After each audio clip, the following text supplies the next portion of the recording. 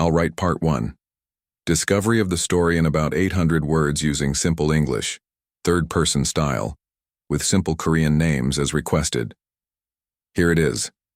Dr. Kim Ji-won stared at the sonar screen. Something wasn't right. The shapes on the ocean floor were too perfect, too straight. Natural formations didn't make perfect angles like that. Sonar technician Han, are you seeing this? Ji-won asked, pointing at the strange readings from the ocean floor. Han looked over her shoulder. His eyes widened. Those can't be natural formations. Ji-won nodded. My thoughts exactly. The research vessel Horizon floated above the deepest part of the Pacific Ocean. Ji-won had been studying unusual energy readings in this area for months. Now they had found something. Captain Park, I need to go down there, Ji-won said over the radio. Captain Park Yu sounded concerned. The pressure at that depth is dangerous, are you sure? I'm sure, Ji-won replied. Whatever is down there is worth the risk. 3 hours later, Ji-won sat in the small research submarine as it descended into the darkness. Only the sub's powerful lights pushed back the black waters. Next to her, pilot Kang Do sat quietly, focused on the controls. We're approaching the anomaly, Do said. 2,000 meters to go. Ji-won checked her equipment. Heart racing, she took deep breaths to stay calm. This could be the discovery of her career. 1,000 meters, Do reported. All systems normal. The submarine's light suddenly reflected off something below. Something metallic. Do you see that? Ji-won whispered. I see it, Do replied, slowing their descent. It's huge. As they got closer, the shape became clearer. It wasn't a natural rock formation. It wasn't even a shipwreck, it was something else entirely. It looks like... Ji-won couldn't finish her sentence. A warship. Do finished for her. A massive warship.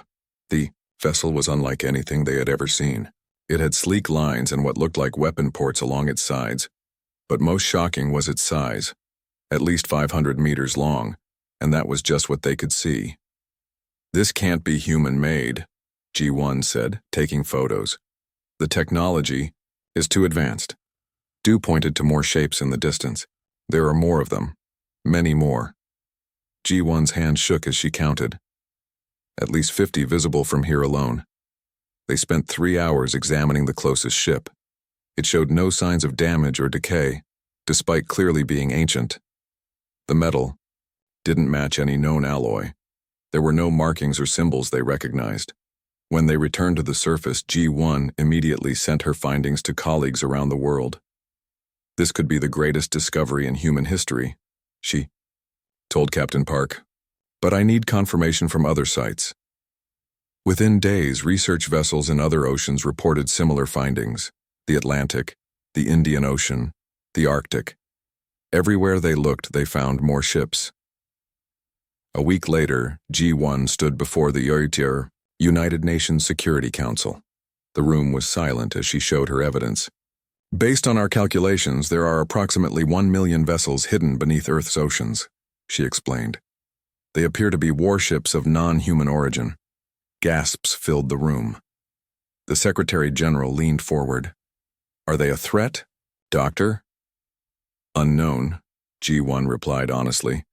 They've been dormant for what we estimate to be thousands of years, but they show no signs of damage or decay. They could become active again. Military leaders from around the world exchanged worried glances. One American general spoke up. Could this be some kind of invasion force? Possibly, Ji-won said. But if so, why wait? Why hide at the bottom of our oceans for thousands of years? As the world leaders debated what to do, news of the discovery leaked to the public. People reacted with both fear and fascination.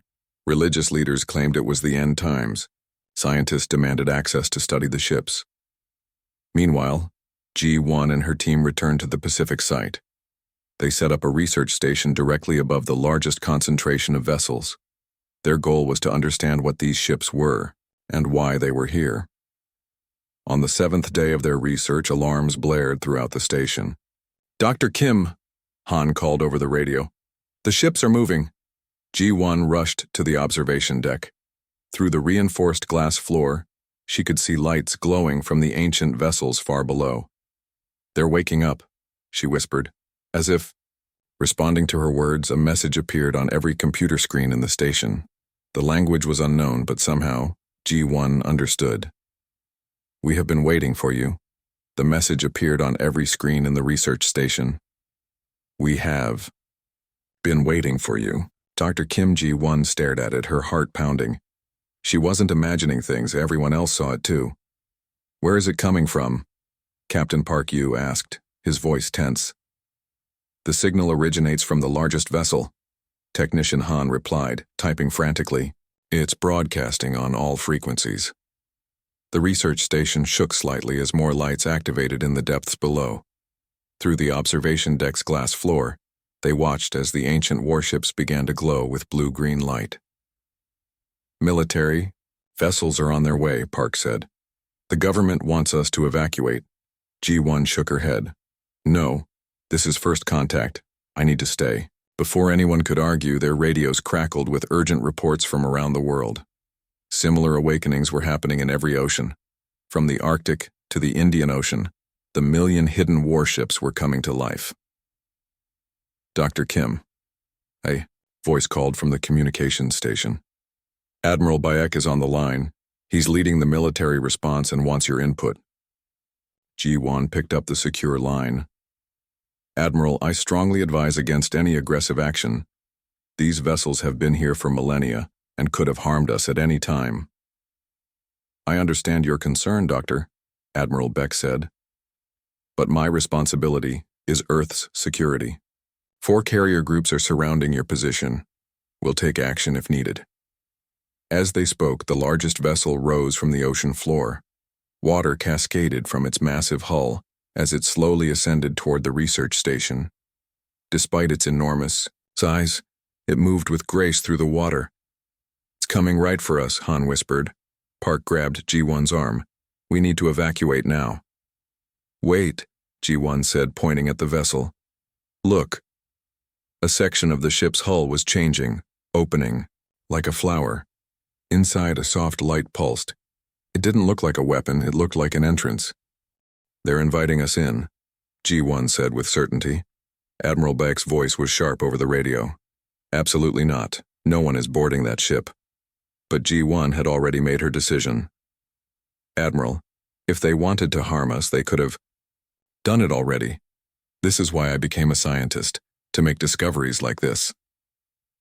Despite protests, G1 and a small team including Han and engineer Song Min prepared a small submersible. They would make the short journey to the open doorway of the alien vessel. "This is either the bravest or stupidest thing we've ever done," Min muttered as they entered the submersible. "History will decide," G1 replied with a small smile. The journey took only minutes. The alien ship's entrance opened wider as they approached, as if welcoming them. Inside was a dry dock that sealed behind them, draining the water and leaving their submersible on a smooth metal floor. "The air reads as breathable," Han said, checking instruments. "Oxygen levels similar to Earth." When they stepped out, lights activated along corridors that seemed designed for beings their size. The walls pulsed with soft blue light, guiding them deeper into the ship. "It's responding to our presence," G1 said, recording everything with her equipment. "The ship is alive in some way." They reached a central chamber where a holographic display activated. Images appeared. Stars, planets, and beings that looked surprisingly human. "Are these the shipbuilders?" Han wondered aloud. A voice spoke, somehow understandable despite being in no human language. "We are the Guardians. We were created to wait for the right inheritors. You have been chosen." "Chosen for what?" G1 asked. The hologram changed to show a vast armada approaching Earth, to defend against those who would destroy all life in this system. "They come. They have always been coming." G1 felt a chill run down her spine. "Who are they?" "The harvesters. They consume worlds. We were built to stop them, but our creators perished. They saw potential in your species and left us for you." Minnie looked skeptical. "Why us? Why humans?" The hologram showed early humans, then scenes of human history, people overcoming challenges, building civilizations, reaching for the stars. You adapt, you create, you persist. Qualities our makers valued. Qualities needed for what comes. G1 realized what this meant. You're saying these ships, all million of them, are now ours? To use against this threat? Yes. The fleet awakens. For humanity, you must learn quickly the harvester's approach. As if to emphasize the point, control panels throughout the room lit up. Knowledge began flowing into G1's mind. How to operate the ships, their capabilities, their weapons. How long do we have? She asked. Months. Perhaps less. When G1 and her team returned to the research station, Admiral Bayek was waiting. His face was grim but determined. I've received reports from every ocean, he said. The same message everywhere. Is it true? G1 nodded. Admiral, we need to prepare Earth for war. 3 weeks after the awakening of the ancient fleet, the world's governments formed the Earth Defense Alliance. Dr. Kim G1 found herself at the center of it all, working from the newly established command center on a converted oil platform above the largest concentration of vessels. The knowledge transfer is progressing well, G1 reported to the Alliance Council. 200 pilots have successfully bonded with their ships. Admiral Beck nodded approvingly. But we need thousands more. The Guardian's message was clear. The harvesters bring a massive fleet. The room fell silent. Everyone present knew the stakes. The holographic displays from the Guardian vessels had shown terrifying images of the harvesters destroying entire worlds, stripping them of resources, and leaving only dead husks behind. What about the weapon systems? General Cho asked. She was in charge of military training. Complex but learnable, G1 replied. The ships respond to human thought patterns, which makes operation easier than expected.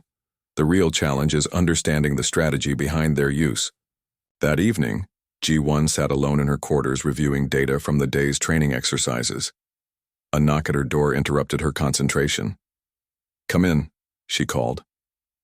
Lee Soo-ho, a brilliant young physicist who had joined her team, entered with a tablet. Doctor, I found something interesting in the Guardian records. He showed her images of the race that built the ships. They looked surprisingly human, tall with slightly larger eyes, but otherwise similar to Earth's people. Nardiano, call them the Cedars, Soo-ho explained. They visited Earth millions of years ago. Their genetic material is partially compatible with ours. G1's eyes widened. Are you saying they influenced human evolution? Not exactly, Soo-ho replied. But they recognized our potential. The records suggest they saw something special in early humans, our adaptability, our creativity, qualities they valued highly, and qualities the harvesters lack, G1 realized. The next day, G1 descended in a specialized pod to visit the largest Guardian vessel, which they had named Sunrise. Inside the command center, holographic displays activated as she entered. Show me more about the harvesters, she requested. Images appeared of insect-like beings with hive minds. They operated with perfect efficiency, but showed no creativity or adaptation. Their tactics were always the same. Overwhelm with superior numbers, strip resources, move on. Why do they harvest worlds? G1 asked. Resources. Expansion. It is their nature, the Guardian AI responded. They cannot create, only consume. They follow patterns established billions of years ago. G1 thought about this. And that's why the Cedars chose us, because we break patterns? Yes. Humans solve problems in unexpected ways. The Cedars believed this quality essential against the harvesters. Later that week, G1 presented her findings to the Alliance Council. The Guardian vessels were designed to be operated by beings who think creatively. The weapon systems are powerful, but their true strength comes when used in unpredictable ways. Admiral Beck looked skeptical. You're suggesting we focus on unconventional tactics rather than firepower? Exactly, G1 replied. The harvesters have seen every conventional strategy in their long history. They cannot adapt to the unexpected. The training program changed after that. Instead of military precision, pilots were encouraged to experiment with their ship's capabilities. Artists, musicians, and even children were brought in to offer perspective on how to use the vessels in new ways. During one exercise, a young pilot named Kim Tae discovered he could link his ship's energy field with 5 others, creating a web that could trap enemy vessels. This technique wasn't in any Guardian manual. It was purely human innovation. "This is what will save us," G1 told Admiral Bayek as they watched the successful exercise. "Not just the ships themselves, but how we use them." As Earth prepared for war, G1 spent more time studying the Cedar records. She found references to something called the Final Protocol, a last resort weapon system hidden within the fleet. The Guardians were reluctant to share details. It was never tested, the Guardian AI explained. The Cedars believed it should only be activated by those who truly understand creation. "What does that mean?" G1 asked. "We do not know. It awaits the right moment, the right mind."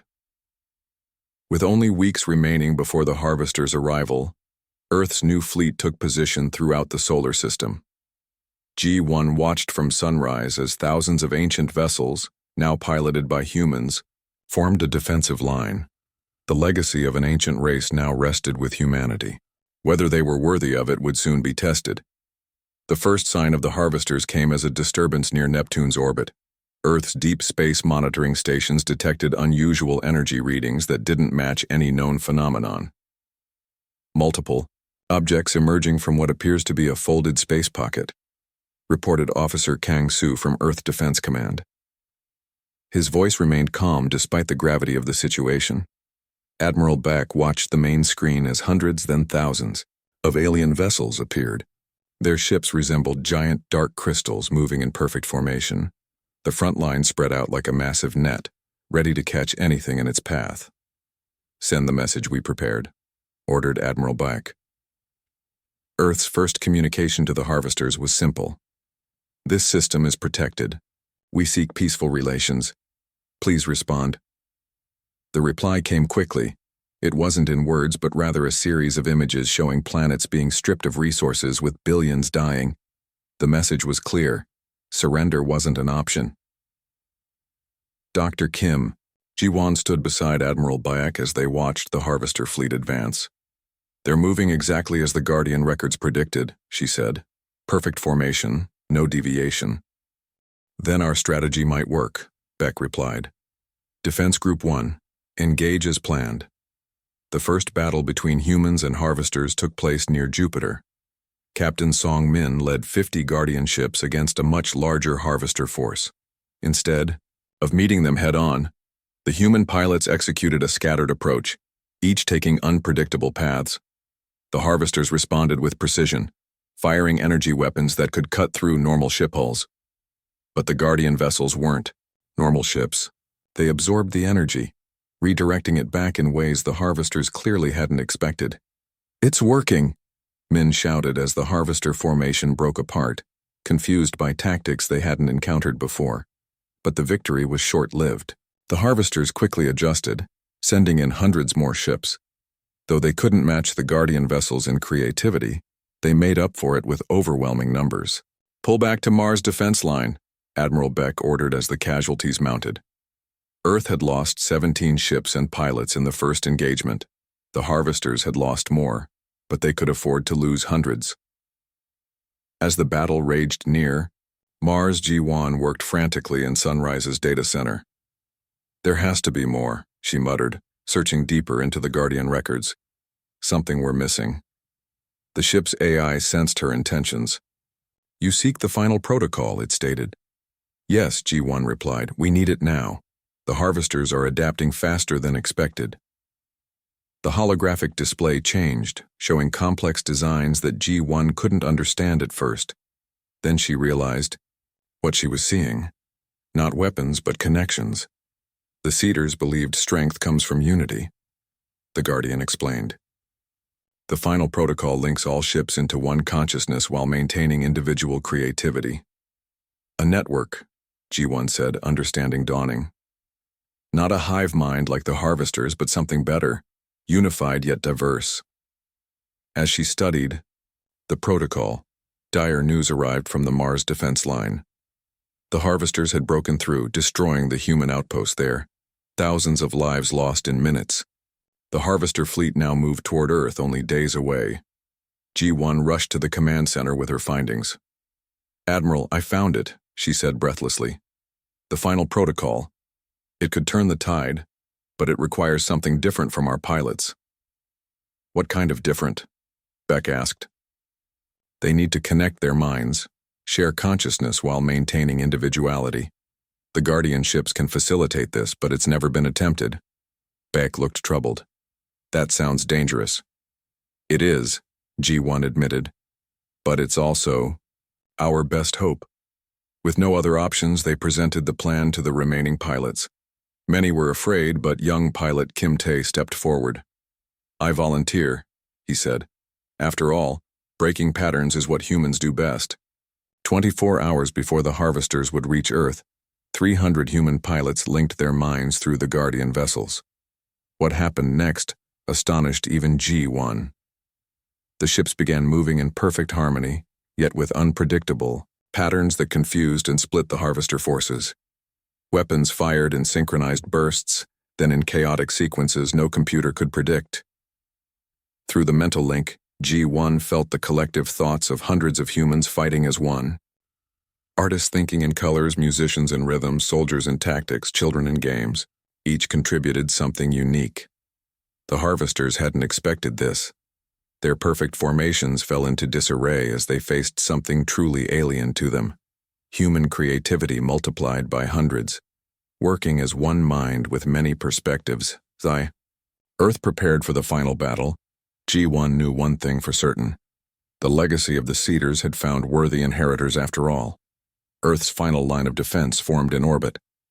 The Guardian fleet, now piloted by humans connected through the final protocol, arranged itself in a pattern that would have been impossible to coordinate without their shared consciousness.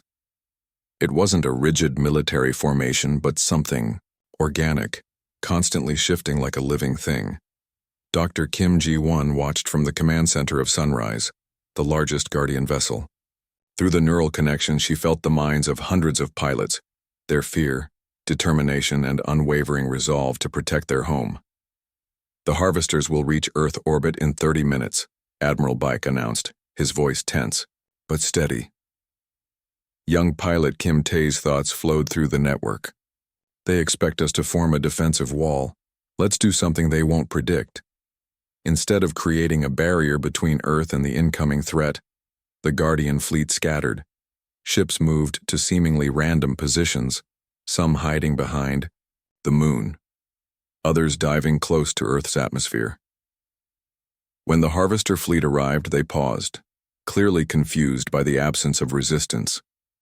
Their crystal-like ships formed a perfect hemisphere above Earth, preparing for their standard attack pattern. "Now," came the collective thought from the human pilots. Guardian vessels surged from all directions at once. Some attacked from behind, others from below. The harvesters' perfect formation broke apart as they tried to respond to threats from multiple directions. "Their tactics are too rigid," G1 observed. "They can't adapt quickly enough." Through the mental link, she suggested a new approach. The Guardian ships began moving in patterns inspired by natural phenomena, some like flocks of birds, others like ocean currents. These organic patterns confused the harvesters' computer-like minds. The battle raged for hours. Earth's conventional military forces joined the fight, their simpler weapons effective now that the Guardian fleet had disrupted the harvesters' formations. Fighter pilots reported that the alien ships seemed increasingly disorganized. "They're trying to adapt," Admiral Beck said, "but they can't match our creativity." Still, the harvesters' numbers were overwhelming. For every ship destroyed, 3 more took its place. Earth's defenses were slowly being pushed back. "We need something more," G1 thought into the network. Something they truly can't predict. Through the neural link, she felt an idea forming. Not from a military mind, but from Su-ho, the young physicist. It was brilliant but dangerous. The Guardian ships can channel energy between them, Suho's thoughts explained. What if we create a giant energy web? The plan spread through the connected minds. Guardian vessels positioned themselves in a complex three-dimensional pattern around the main harvester fleet. Then, at a synchronized moment, they released their energy fields, connecting them into a vast network. The effect was immediate. The energy web trapped hundreds of harvester ships, disrupting their systems. Ships at the center of the web began to fail, their crystal structures cracking under the strain. Sensing defeat, the remaining harvester vessels attempted to retreat, but Earth's forces, emboldened by success, pursued them beyond Mars' orbit. In the aftermath, G1 stood with Admiral Bayek, watching the cleanup operations. Debris from both fleets littered Earth's orbit, but the planet below remained intact. "We won," Beck said simply. "For now," G1 replied. "But the Guardian's records suggest there are more harvesters out there. This was just the first wave." In the months that followed, humanity began incorporating the Guardian technology into their own. Scientists studied the ancient vessels, learning principles that advanced Earth's technology by centuries. 1 year after the battle, G1 stood on the bridge of a new ship, one built by human hands, but incorporating Guardian principles. It was humanity's first true deep space vessel, designed to reach far beyond their solar system. "Where should we go first, Doctor?" asked Captain Kim Tae, now recovered from the neural strain of the final protocol. G1 looked at the star map. "Outward," she said. "We need to find allies. The Guardian's records mention other races that fought the harvesters. As Earth rebuilt, its people looked to the stars not with fear but with determination. The legacy of the Cedars had found worthy inheritors.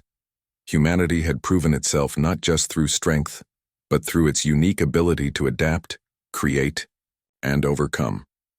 The Guardian fleet, once hidden beneath Earth's oceans, now served as the foundation for humanity's future among the stars.